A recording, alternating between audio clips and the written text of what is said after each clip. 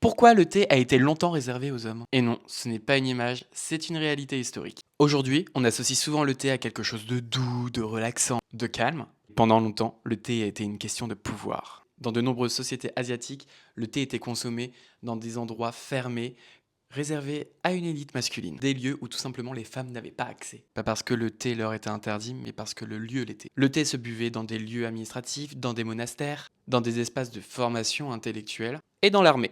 Autrement dit, là où se prenaient les décisions.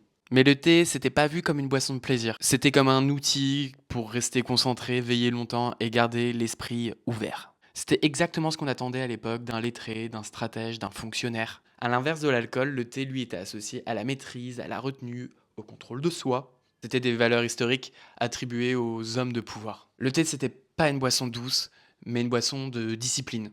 Pas très funny, hein.